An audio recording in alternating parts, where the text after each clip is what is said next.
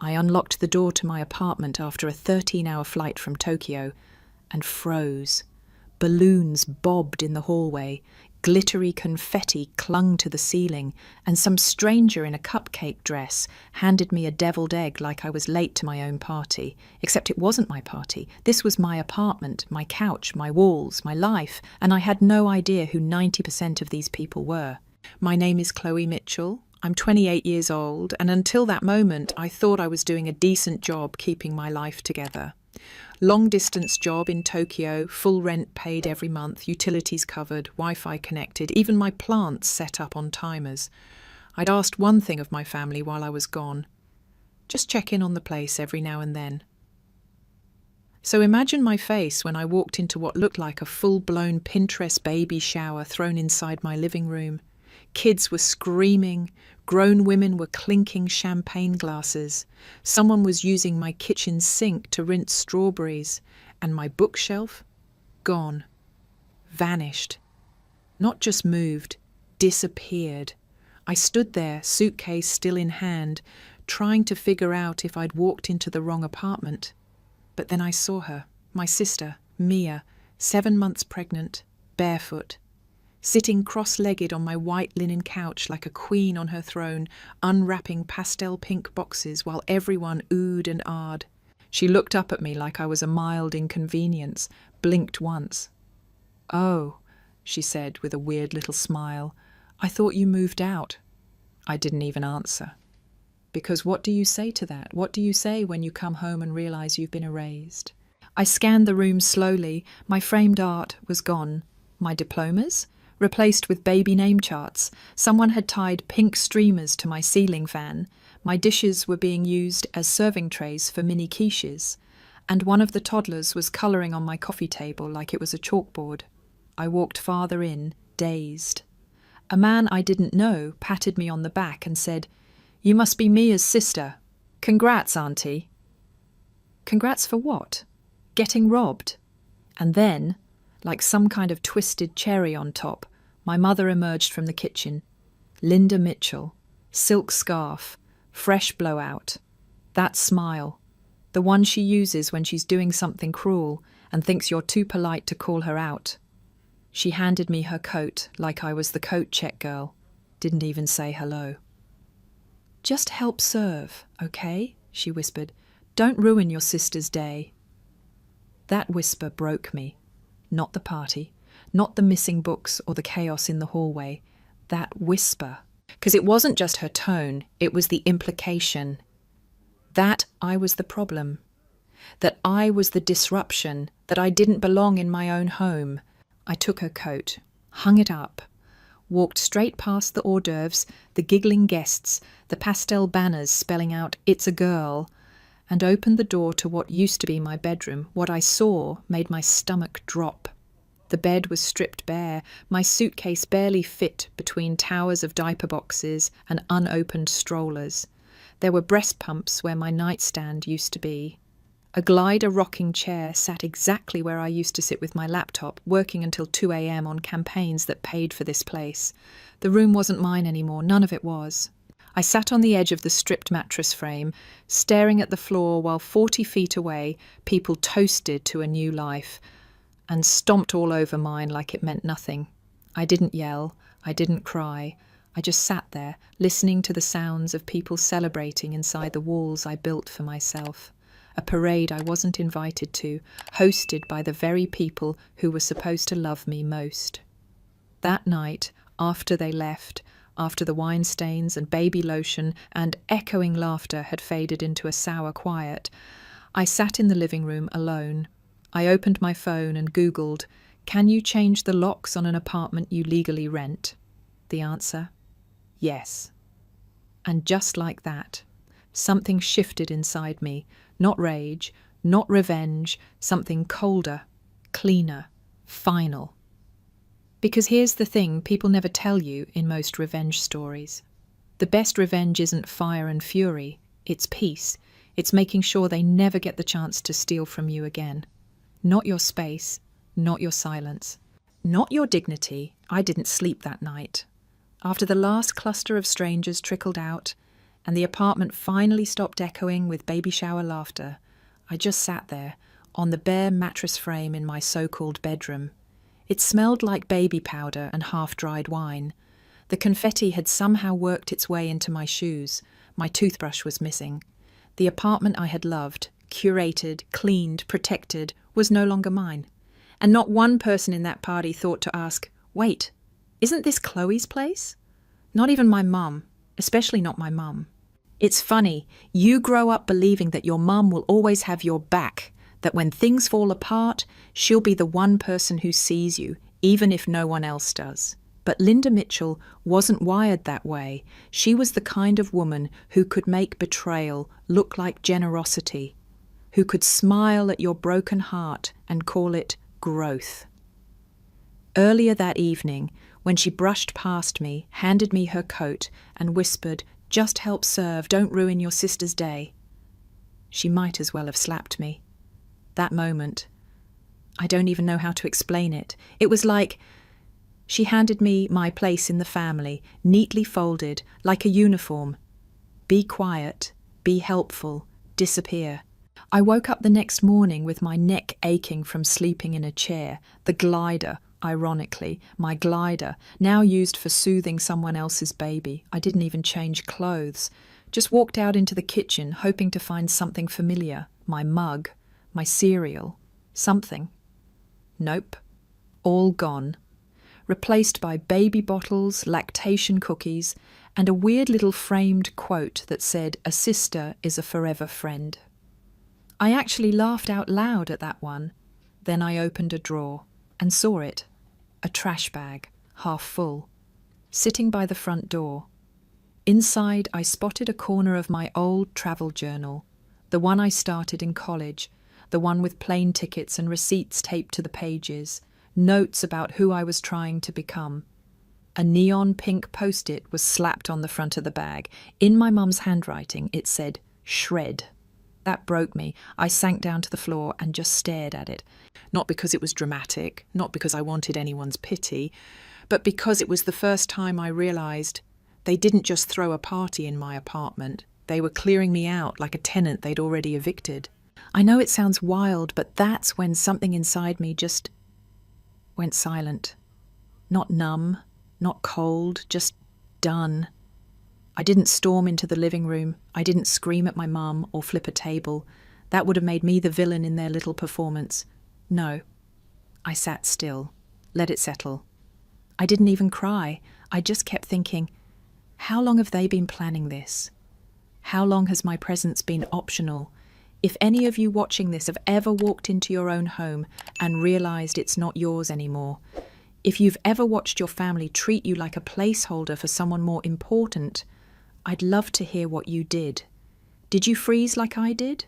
Or did you fight back right away? Seriously, drop it in the comments. Not for the algorithm, for me. Because in that moment, I really needed to know I wasn't crazy. I needed to know I wasn't the only one who felt deleted. The house was quiet by noon. My mum had gone to run errands.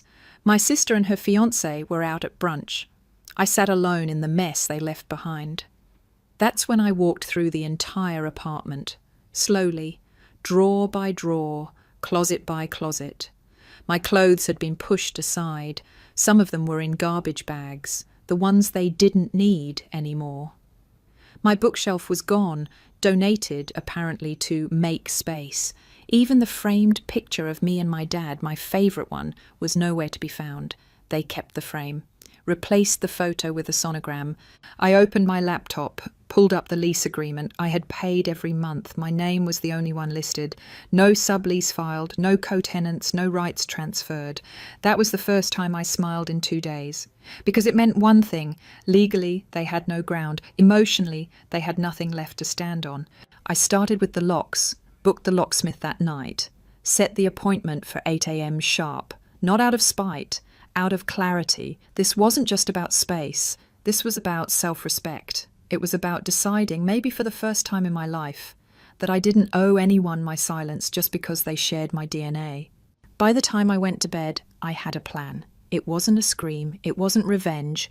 Not yet. It was the beginning of something much quieter, much sharper. It was the start of the boundary they never saw coming. I woke up before the sun, not because I couldn't sleep, though I hadn't really slept in days, but because something in me was wide awake now. You ever have one of those moments where your brain just clicks, like all the hurt, all the confusion, all the quiet swallowing of disrespect suddenly folds itself into a decision? That was me. 6:17 a.m. Sitting on my living room floor, sipping lukewarm tea from the only mug they hadn't thrown out. My eyes red, but not from crying, from clarity. The locksmith showed up at 8:02 a.m. "3 doors?" he asked, glancing at the entry, the balcony slider, and the hallway lock. "Change them all," I said. He nodded, didn't ask why. Maybe he saw it in my face. Maybe he'd been called for the same reason before, because someone had let the wrong people inside too many times. By 8:27, I had 3 new locks and 6 new keys. I slid one into my coat pocket, left the rest in the drawer next to my passport. That was the first time in weeks I exhaled and meant it. Around 11, my phone lit up. First a call from my mum, ignored. Then a group text. Mum: "Chloe, where's my spare key?" Mia: "Are you serious right now?" Mum: "Open the door. We left some of the baby gifts." Mia: "You're acting insane." Insane? They hijacked my apartment, tossed out my memories like they were trash, made a joke of my life while I was gone, and I was the crazy one. I didn't reply.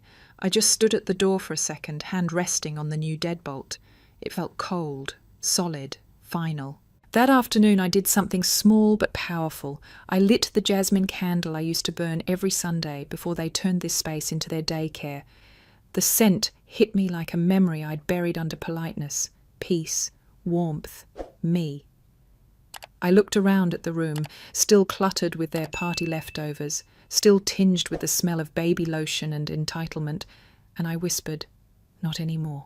Later that night I opened my laptop and made a list, not a rant, not a revenge plan, a boundary list. Ask landlord about sublease status. Confirm lease is still in my name only. Set up mail forwarding. Call credit monitoring just in case. Find a storage unit. Order boxes. Pack everything that isn't mine. It felt good, sharp, like I wasn't just reacting anymore, I was rebuilding. The next morning I called my landlord. His name was Greg. Nice guy. Always quick with email replies, never intrusive. "Hey Greg, quick question. Has anyone filed a change of tenant or a sublease on Unit 3B? He laughed. "Not at all. You're the only one on file." I exhaled again. "So just to be clear, I can change the locks if I want to, right? As long as the rent's paid, it's your space." Perfect. By noon, I was in full motion. I boxed up every pink onesie, every baby bottle, every fake eucalyptus wreath they'd taped to my mirror. I wiped glitter off my hardwood floors and peeled tape off the windows. I stacked everything neatly in the hallway. Then I took a photo, not for social media, just for me, proof that I took it back. My final act that day, a single group text, no caps, no drama, just this. "The apartment is no longer available for use. Your items are in the hallway. Please pick them up. Do not re-enter. I'm serious."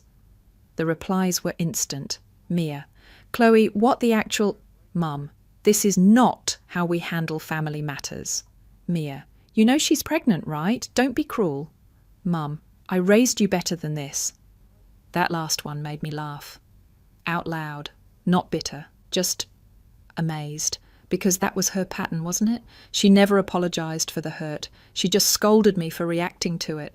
Later that evening, I sat by the door with a cup of mint tea, listening, waiting. At 6:45 p.m, it started. First soft knocks, then louder ones, then voices rising. "You can't be serious. This is your family. Open the door, don't be dramatic." I didn't move. I just slid my AirPods in, turned on some Miles Davis, and let the music drown out their noise. Because for once, I didn't need to prove anything. I didn't need them to understand. They didn't have to see the damage. They were the damage. You know, people always say don't burn bridges. But what if the bridge was already burned on both ends, and the only thing left to do was build a new road? That's where I was. building a road back to myself. One lock, one box, one boundary at a time. The envelope had been sitting in my lockbox for almost 2 years. It was sealed in heavy cream cardstock with my full name, Chloe Danielle Mitchell, written across the front in sharp block letters, my dad's handwriting, no mistaking it. He'd given it to me just before the funeral, or, more accurately, he'd left it for me. Slipped it to Uncle Mark with strict instructions. Don't let Linda see this before Chloe gets it. I remember standing there in the black dress I bought the night he died, holding that envelope while people hugged me and whispered fake condolences into my hair. My mum had leaned over and muttered through her teeth, "Put that away. You're not going to blow it on some Tokyo apartment, right?" I didn't respond. I didn't even open the envelope. I just tucked it into my purse and nodded, because even in death she was still controlling the narrative. That night, after changing the locks and sending the final group text, I sat on my bed, lit a candle, and finally opened the envelope. Inside was a single cashier's check for $50,000 and a sticky note that just said, "For wherever you want to go next, I trust you. Dad." I stared at that sentence until the letters started to blur. It was the only time I cried that week, not because of the money, but because someone once believed in me without conditions. The next morning I called a realtor. There'd been a for sale sign hanging in the lobby downstairs for weeks. A full-floor unit, 3 bedrooms, 2 entrances, corner lot with light from both sides. I'd always passed it, thinking, one day, maybe. But that day had come, and my father's money, the same money my mum said I'd waste, was now the down payment. I signed the paperwork 36 hours later. No hesitation, cash deal, no contingencies, no one's name but mine. I didn't tell anyone, not because I wanted to be dramatic, but because it felt good, holy even, to keep something sacred for myself. I moved in quietly, box by box, no Instagram updates, no new address posted in the family group chat. I didn't even turn the lights on when I walked through the door for the first time. I just stood there, in the quiet hum of new space, and whispered, "This is mine." Meanwhile, the apartment upstairs, the one they had turned into their event hall, was getting a makeover of its own. I hired a staging company, full service, luxury, fast turnaround, velvet chairs, custom art. A tray of books by Audre Lorde, Maya Angelou, Toni Morrison arranged like altars of resistance. At the front door, I placed a note on the console table, "Welcome to your sanctuary. You are safe here." Then I listed the apartment as a corporate rental. Strict lease terms, no family access, premium rate, $4,800 a month. Within days, a biotech firm signed the contract. And just like that, the space they once ruled was no longer theirs to touch. The irony, they didn't even know yet. They still thought it was my apartment, still believed that if they knocked long enough, screamed loud enough, guilted hard enough, I'd cave. But the locks had changed, the walls had changed, I had changed. When the text started again, "Can we swing by? Just for a minute? Mia left the bassinet." I didn't reply. Not because I was angry, but because they didn't deserve a response. Let them feel it, let them sit in the silence they created. And then, like clockwork, the shift happened. Mom started telling people I'd lost it, that Tokyo had made me cold, that I was on something, that maybe I wasn't mentally stable. Uncle Greg called, tried to play diplomat. "She's really hurt, Chloe. She says you locked her out of her own home." I paused. "Uncle Greg," I said, "did she tell you she threw a baby shower for 40 people in my apartment while I was out of the country?" Silence. "Did she tell you she threw away my journals? That she replaced my art with pink glitter banners? That she laughed when I walked through the door?" Another pause. "No," he finally muttered. "She didn't mention that." Right. That's the thing about people like my mother. They don't lie exactly. They just curate the version of the story that makes them the victim. But not this time. This time I had receipts, bank transfers, lease agreements, staging invoices, a property deed with my name in bold. And when Mia tried to guilt trip me one more time, "Don't you want to see your niece when she's born?" I just said, "Tell her Auntie says hi," and that she's always in my heart. Then I blocked the number, not out of hate, out of healing. It was subtle at first, a few missed calls, one voicemail from my cousin Rachel, soft-voiced, careful, like she didn't want to get caught talking to me. They're telling everyone you lost it, Chloe. Said Tokyo changed you, that you're unstable. I almost dropped my phone. Dropped my unstable because I changed the locks on the apartment I paid for, because I refused to be erased. This was classic Linda Mitchell. My mother could weaponize a whisper better than most people could throw a punch. But I didn't panic. I didn't text back. I didn't start explaining. Because I didn't need to defend myself. I was done playing that game. I got a call from the leasing office later that week. Miss Mitchell, we've received a noise complaint. Neighbours say there are people loitering outside Unit 3B. I already knew. I opened the hallway security camera feed because, of course, I had upgraded the system. There they were, my mother, sister, and her fiancé, standing in front of my old apartment, which was now legally leased to a Fortune 500 biotech executive, yelling into the hallway like they still owned the place. Open this door right now. We built this apartment. You can't just lock us out. I hit record. Forwarded the footage to building security. Filed a harassment report with the leasing office. Then I sent one last message to the family group chat. If you show up at my home again, any floor, any door, I will file a restraining order. This is no longer a warning. No one replied, but Rachel called. Chloe, she whispered, you need to know something. Your mum, she's telling people the apartment was in her name, that you stole it from her. I didn't even flinch. I just smiled. Because now I had one final move, the kind you don't see coming until it's already over. It hit me at 2:14 a.m, lying in bed in my new apartment, the one my family didn't even know existed. What if I showed them exactly what they lost? Not with confrontation, with beauty, with precision, with visibility. The next morning, I called the same interior design team that staged the corporate unit. I hired them again, but this time for a photo shoot. We staged Unit 3B like a dream. Velvet armchairs, gold-framed art. Books arranged like altars, bell hooks, Maya Angelou, Joan Didion. A sleek entry table with a hand-lettered note card. Welcome to your sanctuary, you are safe here. We shot everything in soft, natural light. No flash, no filters. Then I posted the photos on Instagram, no caption, just a single sentence. She reclaimed her space and never looked back. No tags, no location. But I knew my mother would see it. She had a burner account, at Blessed Nana 99556, as if I didn't know. It took 46 minutes for the first text to arrive. Mum, is that your place? You're renting it out like a hotel, after everything we did? Mia, are you seriously profiting off the apartment we made beautiful? I left both messages on read, because I wasn't done. That same week, I gathered everything they'd left behind. Baby swing, unopened gifts, even the custom balloon arch that probably cost them hundreds, and donated it to a local women's shelter. Then I scanned the donation receipt, emailed it to my mother, and changed the subject line to, "In your name." Still no reply. But silence? For once, it was loud.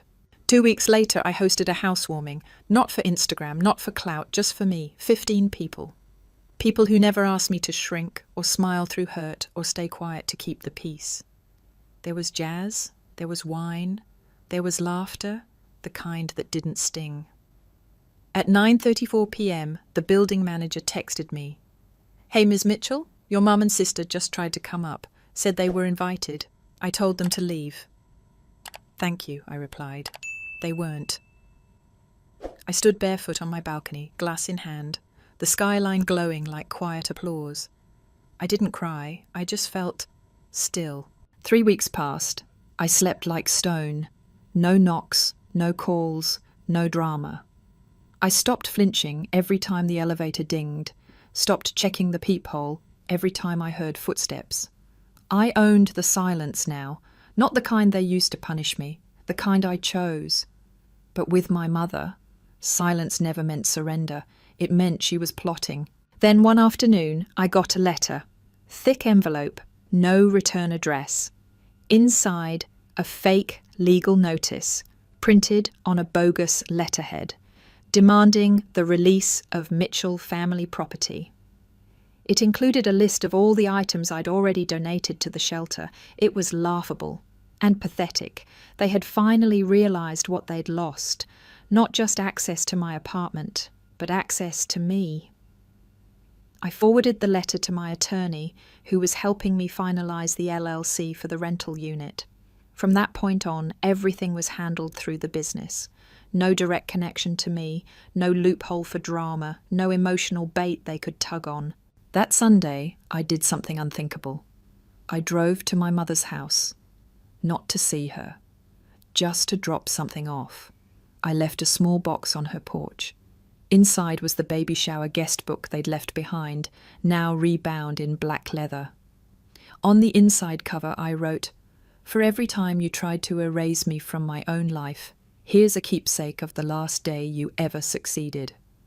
I never rang the bell, never waited. I just left it like ashes. By the time I got home, my concierge waved me down. "That woman you warned us about, she showed up again." He pulled up the camera feed. There she was, my mother, standing at the building entrance, holding the black guest book like it was on fire, eyes glassy, mouth trembling. She didn't yell, didn't demand to be let up. She just stood there. Then she turned and walked away. No tantrum, no performance, just gone. It was quiet after that. Not the kind of silence I used to dread, where you wait for the next insult, the next guilt trip, the next tap on the door. This was the kind of quiet that settles into your bones and lets you breathe. I slept deeply for the first time in months. No phone lighting up, no hallway echoes, just the hush of a life I finally owned. But healing doesn't always arrive like a sunrise. Sometimes it shows up as a question you never thought to ask. Now what? I didn't want to waste what I'd rebuilt, didn't want to live in survival mode forever. I wanted something more, something that gave this pain purpose. Then one morning, I saw a listing. A young woman, recently separated, single mum, searching for a short-term lease that was safe and quiet. Her budget was tight, her situation uncertain, but the way she wrote about wanting her son to feel rooted somewhere stopped me cold. Her name was Alicia, her baby's name was Miles. I invited her to see the unit. When Alicia arrived, she carried Miles on her hip and her entire life in the back seat of a beat-up Corolla.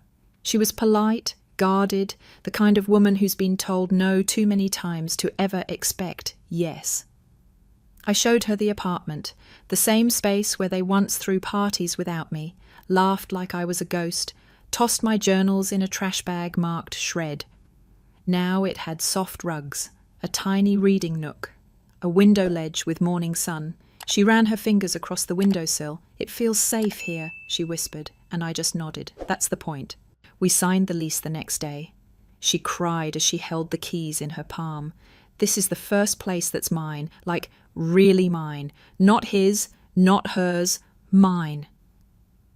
I didn't say much, just smiled, because in a strange full-circle way, that had once been me, the girl with no one handing her a key.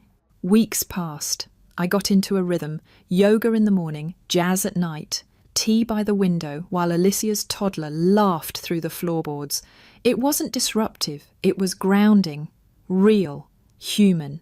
And for the first time, my home didn't just belong to me, it meant something. It was proof that you can turn a space meant to erase you into a place that shelters someone else. Then one day I got a photo in a text from a number I didn't recognize at first. It was my sister, Mia, standing in front of our mum's old house, belly smaller now, baby in her arms. The caption read, "Guess who's moving in? Come by if you want to see your niece sometime. She asks about you." For a second my breath caught, not because I missed her, but because part of me still wanted to be missed back. I looked around my apartment, my walls, my light, my silence, and I realized something. Forgiveness isn't an invitation. It's a release. I could forgive her. I could love the memory of who we once were and still never walk through that door again. So I typed back, "Tell her auntie says hi. She's always in my heart." Then I blocked the number, not out of hate, out of healing. That night I stood barefoot in the kitchen, the same one I once cried in while my mother hosted strangers in my living room. I poured a glass of orange juice, no toast, no clinking, just the simple motion of pouring. Outside, the sun was rising. Light spilled across the counter like an apology the world finally whispered back. I leaned there for a moment, eyes closed, listening to nothing but my own breath. And in that soft silence I heard it, you're home. Ending interaction, natural, unforced. I don't know if you've ever felt this. Maybe your version didn't involve locks or leases. Maybe it was smaller. A birthday forgotten, a seat left empty, a silence that said too much. But if you've ever felt erased by the people who were supposed to see you, tell me honestly, what was the moment you realized you had to choose yourself? Not out of anger, out of survival, out of peace. If you've got a story, I'm listening. Because sometimes the hardest part of rebuilding isn't the fight. It's believing you deserve what you're building, and you do.